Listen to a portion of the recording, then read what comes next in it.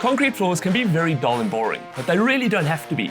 An acid wash, stain, and a sealer can really transform the area, giving it that polished, weathered, and stylish look. And it's really easy to do. Let me show you how. What you'll need: some plastic drop sheets, masking tape, a utility knife, a broom for applying the product, a bucket or spray bottle, a hose pipe to clean the area. Then I'll be using these TFC products: Easy Clean, Concrete Etch, and the Coolcrete Stain. Then you'll need your sealer of choice, and I'm using HP Sealer. This is a matte finish polyurethane sealer, perfect for the outdoors. Then to apply the stain, some paintbrushes, a large brush for the bulk of the work, and a small one to get into the corners. And then don't forget your PPE, gumboots, rubber gloves, and some goggles. Now before we get started, we're just going to mask off any areas that we don't want to get stain on. I've cut this painter's drop sheet with my utility knife, and I'll tape it in place. Give the area a quick sweep, and we're ready to go. Now I can scrub it with the Easy Clean. This is an industrial strength cleaner and chemical neutralizer that will remove grease, grime, and oils that may affect the stain. And as with all products, follow the safety and dilution instructions on the package. Once I've scrubbed the area, I'm going to hose it off, making sure that there are no bubbles left. Also make sure that you clean your broom. These products are water-based, so they're really easy to clean. Now that our area is clean and still damp, we can apply our acid etch. Now to prepare the surface and allow the stain to get right into the concrete and not just stain the surface. Now you can use a watering can, but I find one of these pressurized weed sprayers works really well for this application.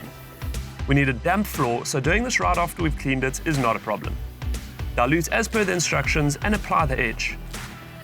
Next, we need to scrub for about 5 to 10 minutes with the broom. Now you'll see it'll actually start fizzing. That's the etch working itself into the surface.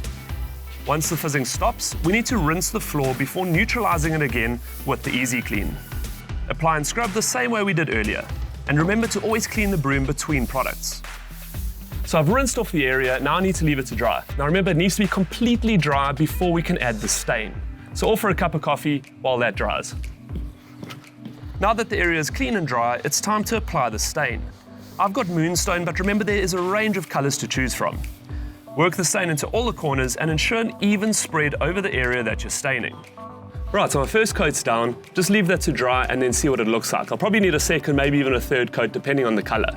Now remember, it will develop over the next 48 hours, so don't make it too dark, because it might get a little bit dark and it's very hard to get it to go lighter.